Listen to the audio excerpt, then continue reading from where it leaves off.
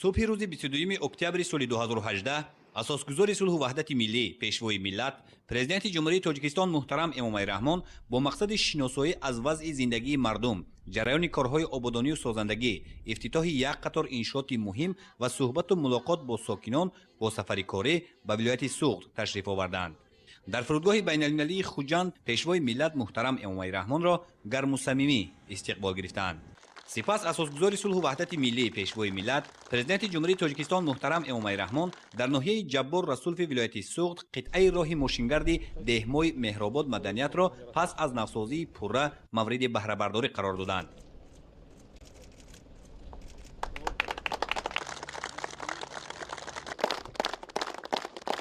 قطعه مذکور در دایره لایحه رشد راههای علاقه در آسیای مرکزی تجدید راه ماشینگرد خوجند اسفره نوسازی شده است. مسافه عمومی قطعه راه ماشینگرد دهمای مهرآباد مدنیت 17 کیلومتر را در بر گرفته پهنایی آن از 8 تا 16 متر را تشکیل می‌دهد. ضمن شناسایی سروری دولت محترم امامای رحمان با راه دو خطی حرکت معلوم گردید که کارهای ساختمانی از جمله آماده نمودن قبط پایانی و بالایی راه، قبرهای آبگذر و منفرش کردن آن در دو قبط موافق به طلبات بین المللی انجام داده شده است. کارهای ساختمانی در قطعه راه دهمای مهرآباد مدنیت که در تطبیق یکی از سه هدف استراتژی حکومت جمهوری تاجیکستان رهایی از بنبست کمونیکاسیونی و تبدیل دادن مملکت به کشور ترانزیتی زمینه میگذارد، ماه ایون سال 2016 آغاز گردیده است. در دایره تجدید قطعه راه ماشینگرد دهمای مهرآباد مدنیت 6 پل با اقتدار باربرداری 80 تن از جمله 2 پل تعمیر و تجدید و 4 تای دیگر پوره از نو بنیاد گردیده است. مسافه عمومی کوپرک‌های نوساخته شده و تجدید شده در قطعه راه دهمای مهرآباد مدنیت زیاده از 160 متر را تشکیل داده هر یکی آن در دایره معیارهای بین‌المللی بنیاد کرده شده است. با پرزیدنت مملکت اطلاع داده شد که برای انجام کارهای ساختمانی در این قطعه راه دوام 2 سال بیش از 120 نفر متخصصان محلی با جای کار و معاش خوب تامین بودند. در دایره لایحه تجدید این راه ماشینگرد به مسافه 9600 متر مربع راههای پیاده‌گرد منفرش و 2000 متر مربع سفالک‌پوش گردیده است. مسئله ساختمانی در تجدید راه مذکور استفاده شده دارای صفت بلند می باشد و در رفت کارهای ساختمانی هر عملی انجام یافته تحت نظارت ساختارهای دخلدار و متخصصان بلند اختصاص قرار داشت.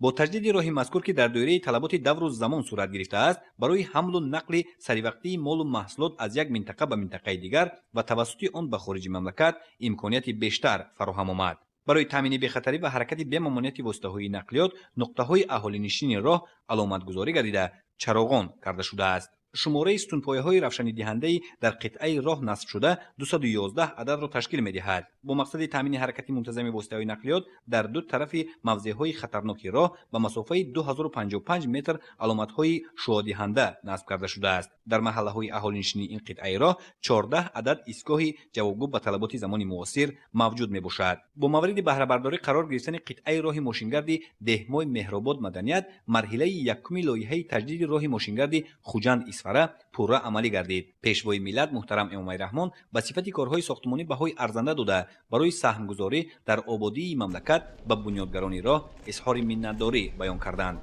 سروری دولت همچنین مسئولان را برای در حالت خوب نگاه داشتن قطعه راه ماشینگرد دهمای مهرآباد مدنیت موظف نمودند. در دایره سفر کاری خویش به شهر و ناحیه‌های ولایت سوخت در ناحیه جبار رسولوف اساسگزار صلح و وحدت ملی پیشوای ملت پرزیدنت جمهوری تاجیکستان محترم امامعلی رحمان کودکستان خصوصی نورافشان را برای 240 نفر مورد استفاده قرار دادند. سلام بابا جانی عزیز، سلام بابا جانی ما، سلام دل و جانی ما، خوش آمدید مرحبا به کودکستان ما، نور و شادی آوردید برای ما کودکان، صحنه خوبی کردید همیشه باشد امان، خوش آمدید بابا جانی عزیز.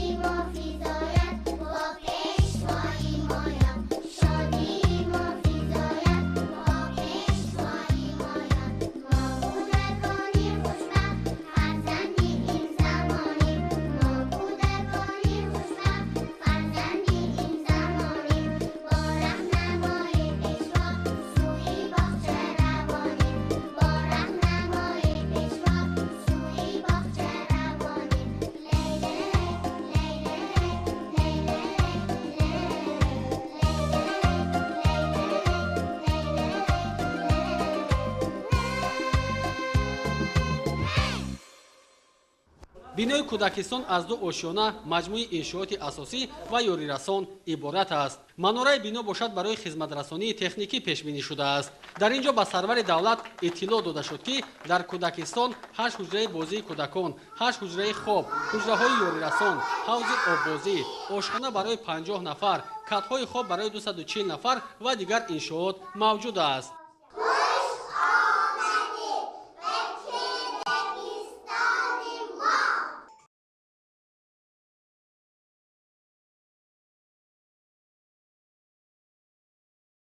бо забонҳои тоҷикӣ, русӣ ва англисӣ сурат мегирад.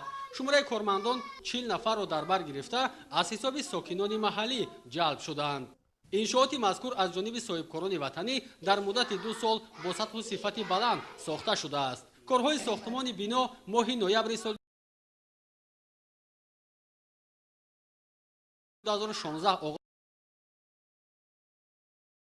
буд. дар кӯдакистон барои таълиму тарбияи кӯдакон тамоми шароити замони муосир оварда шудааст. аснои шиносоӣ бо шароити кӯдакистон пешвои миллат муҳтарам эмомалӣ раҳмон ба кори сохтмончиён баҳои баланд дода, иқдоми соҳибкорони ватандӯсти ноҳияи ҷаббор расуловро ки дар доираи сиёсати маорифпарваронаи роҳбарияти олии давлат ва ҳукумат дар доираи омодагӣ ба ҷашни умумимиллӣ 30-юмин солгарди истиқлолияти давлатии ҷумҳурии Тоҷикистон сохта шудааст, шоистаи таҳсин хонданд. дар даврони соҳибистиқлолии ҷумҳурии Тоҷикистон бо ҳидоятҳои пешвои миллат муҳтарам эмомалӣ раҳмон дар ноҳияи ҷаббор расулов иншооти гуногуни соҳаи маориф аз ҷумла кӯдакистонҳои наву замонавии муҷаҳҳаз бо тамоми шароит сохта шудаанд ки айни замон дар онҳо беш аз 3580 нафар кӯдакон ба тарбия фаро гирифта шудаанд. бо бунёди кӯдакистонҳои нав дар ин давра ҳамзамон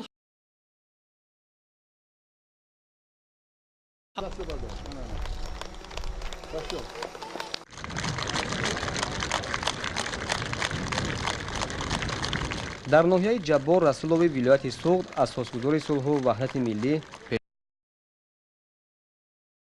тоҷикистон муҳтарам эмомалӣ раҳмон парчами давлатии тоҷикистонро дар вазъияти тантанавӣ мавриди баҳрабардорӣ қарор доданд.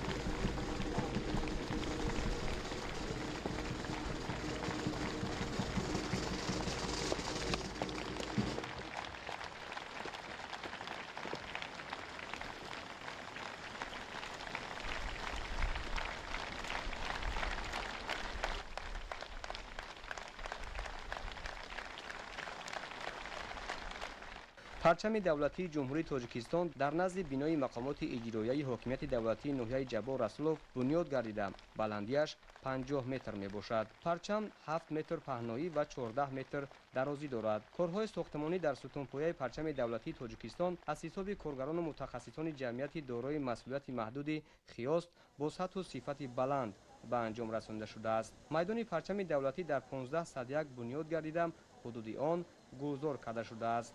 همزمان در اینجا 3 فواره دوره شکل بنیاد و چراغ‌های روشندهنده نصب کرده شده است که برای سیر و گشت ساکنان مکانی موافق و دلفریب است. اکنون در این مکان زیبا همچون نشان صداقت و مهر و محبت به رمز دولتی تورابینی‌های مختلف برگزار کرده می‌شوند و با لفظانی پرچم دولتی افتخار ملی هر باشنده ناحیه جبار رسولوف را بالا و حس میهندوستی ساکنان را تقویت می‌بخشد.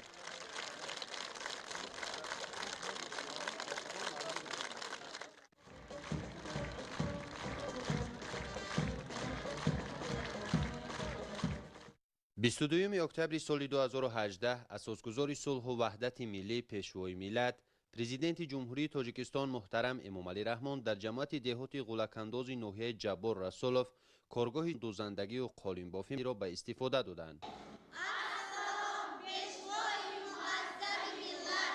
السلام علیکم.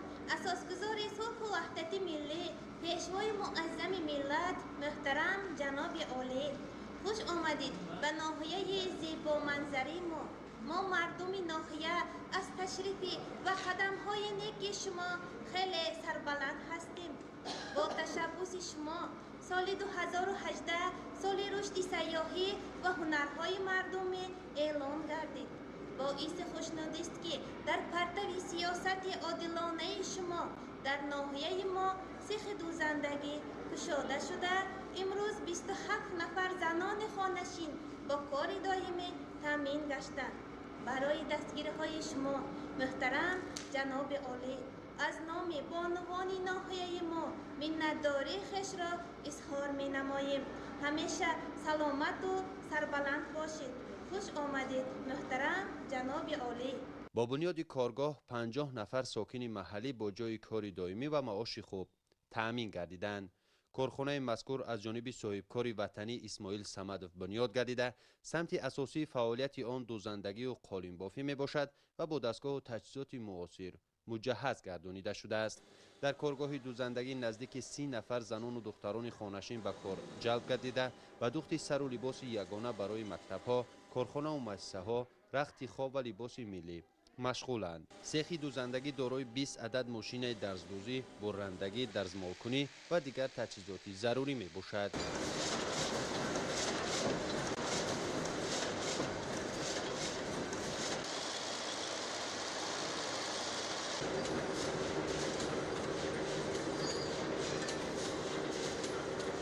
در کارگاه قالین بافی نیز دستگاه‌های معاصر قالین بافی، تجهیزات برای پیچانیدن ریسمان و دیگر تجهیزات وصل و نصب کرده شده است. اقتدار استحصالی کارگاه قالین بافی قریب 150 متر مربع در یک شبانه روز می باشد. و پیشوای ملت اطلاع دادند که عین زمان در کارگاه قالین بافی 10 نمود قالین استحصال گردیده، اشیاء خام از جمله رشته از جمعیت سهامی کشاده قالین‌های خیراخام خریداری می‌گردد. صفت قالین‌های کارگاه به طلبات روز جوابگو بوده، موافق به طلبات بازار استحصال کرده می‌شود. پرزیدنت جمهوری تاجیکستان پیشوای ملت محترم امامعلی رحمان با کارگران کارگاه مذکور صحبت آزاد و صمیمی انجام داده، کارگران را به استحصال محصولات خوش‌صفت هدایت نمودند. رهبریت کارگاه مذکور عهدهدار شدند که آینده در دایره امکانیت‌های موجوده اقتدار استحصالی را زیاد و شماره جای‌های نوی کاری را بیشتر نمایند. همزمان مسئولین کارگاه مغازه فروش محصولات استحصال نموده خود از قبیل قالین‌های گوناگون رنگ، سر و لباس یگانه مکتبی، لباس‌های ملی از جمله لباس‌های عروسی که طبق طلبات مزاجان با یک ذوق بلند آماده گردیده است به راه ماندند.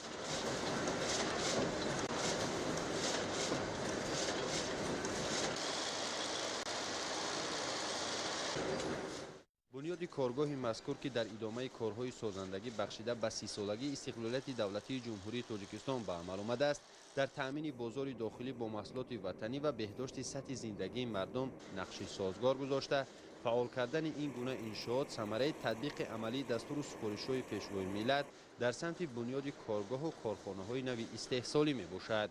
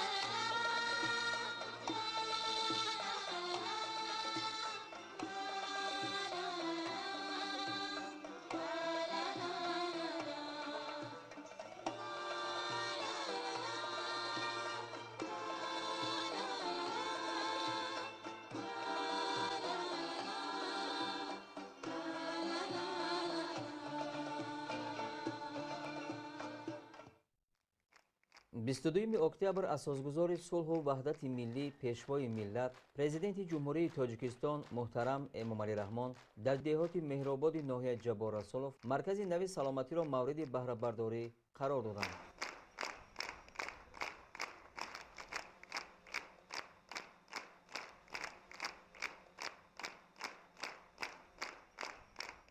بنای مرکز داشتانه بود از 21 حجره از جمله حجره‌های قبول میزاجان، ایمونیزاسیا، حجره ختنه، داروگذرانی، تحلیلگاه، 10 حجره طبیبی اویلوی و 3 حجره یاریرسان عبارت است. ساختمان بنای معاصر مرکز سلامتی ماه اکتبر سال 2016 آغاز گردیده ماه سپتامبر سال جاری با آخر رسید. در برابر بنیاد مرکز سلامتی آن با 85 نامگوی تجهیزات طبی، 6 نمود دستگاه‌های خنک‌کنی، ظرف برای انتقال واکسینه ها، حرارت سنج. غیر از این در دایره لایحه بنیاد مرکز سلامتی 31 نامگوی مبل های طبی، میز و کرسی ها، رخت خواب، جوان ها و غیره دسترس کردید. مرکز سلامتی اساساً برای مجموعه خدمترسانی طبی مساعدت کرده.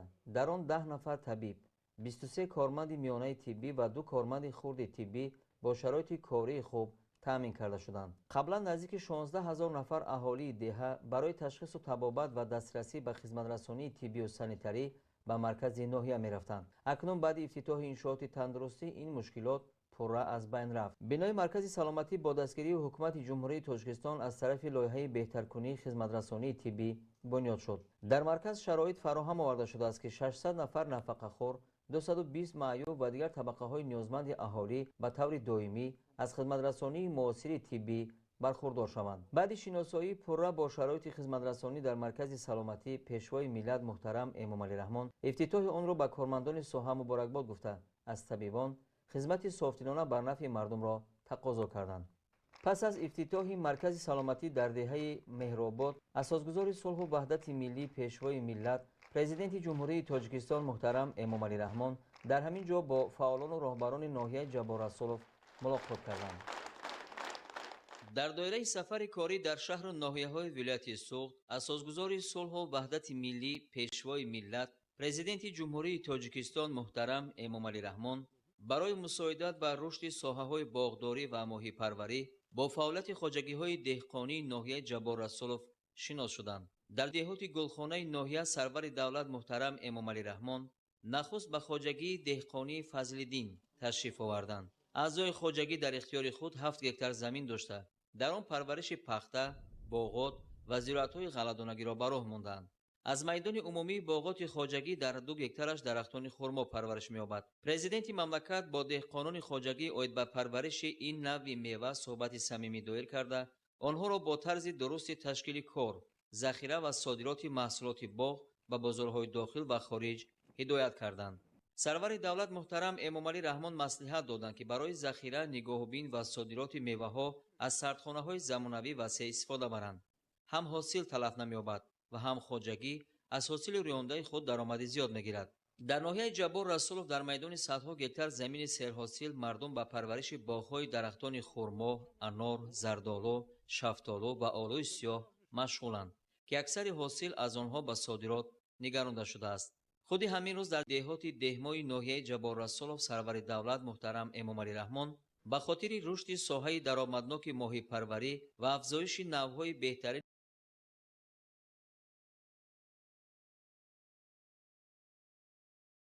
ماهی در یک کوری مخصوص بیش از 10,000 ماهی نوع‌های کرپ، پیشانه پهن سفید و علا و امور سفید را سر دادند. ماهی‌ها از جمعیت سهامی ماهی تاجیک ولایت سوغد دسترس گردید. در کلهای ماهی پروری ولایت اساساً نوع‌های ماهی‌های کرپ، پیشانه قفس سفید و علا و امور سفید افزایش داده می شود. درآمد از فروش ماهی‌ها یک راه غنی گردانیدن بودجه خواجگی‌ها و بهتر کردن شرایط اقتصادی و اجتماعی کارمندان ساحه می باشد. مورد ذکر است که در جمهوری تاجیکستان با تشبث به واسطه پرزیدنت مملکت برنامه دولتی رشد ساحه ماهی پروری قبول و در عمل تطبیق کرده می شود. بعد سر دادن ماهی‌ها سرور دولت محترم امام علی رحمان به متخصصان برای باز هم رشد بخشیدن این ساحه سردرآمد دستور و مصلحت‌های مفید دادند. 22 اکتبر در روز اول سفر کاری در ولایت سوغد اساسگزار صلح و وحدت ملی پیشوای ملت پرزیدنت جمهوری تاجیکستان محترم امام علی رحمان در ناحیه باباجان غفورов کارخانه نو استحصال اسفالت و ریگ و شغل را مورد بهره برداری قرار دادند.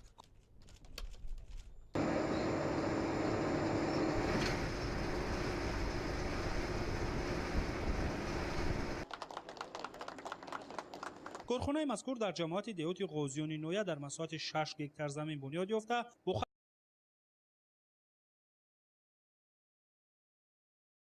معاصر استحصالی و دیگر تجهیزات ضروری مجهز گردانیده شده است. کارهای ساختمانی در این انشاءات سال 2016 آغاز یافته در ظرف 2 سال با در نظر داشت طلبات و استانداردهای جاری ساخته به استفاده داده شد. خطهای استحصالی اسفالت و ریگ و شغل از شرکت‌های پیشقدم انگلیه خریداری گردیده امکانیت می‌دهد که محصولات با صفت بلند و جوابگو به طلبات ساختمانی و راهسازی استحصال گردد. طبق نشانده‌های تکنیکی کارگاه اسفالت براری در یک ساعت اقتدار استحصال 60 تن اسفالت گرم را دارد. با استفاده از این امکانات منبعد خراجات تعمیر راه‌های حدود ولایت کاهش یافته، محصولات اعلی صفت خودی در ساختمان و تعمیر راه‌ها استفاده می‌گردد. خط استحصال سنگ‌مایده‌کنی باشد امکانیت دارد که در یک ساعت تا 30 متر مکعب محصولات را کارکرد و برای استفاده بری آماده نماید. کارخانه نو استحصال اسفالت و ریگ و شغل در برابر خط استحصال همچنین با تکنیک معاصر راهسازی و دیگر تجهیزات ضروری صحوی تامین گردیده قدرت گذراندن کارهای راهسازی را دارد، از جمله برای فعالیت با ثمر کارگاه و مؤسسه‌های نگهداری راه‌های شهر و ناحیه‌های ولایت 13 عدد автогрейдер، 12 مونپوشک، 12 ماشین باربردار، 1 عدد تکنیک اسفالت خوابکنی، کمپرسور، راهکوبک دستی و دیگر تکنیک و تجهیزات ضروری خریداری و دسترس گردیده است. برای تعمیر سریع نقلیات کاری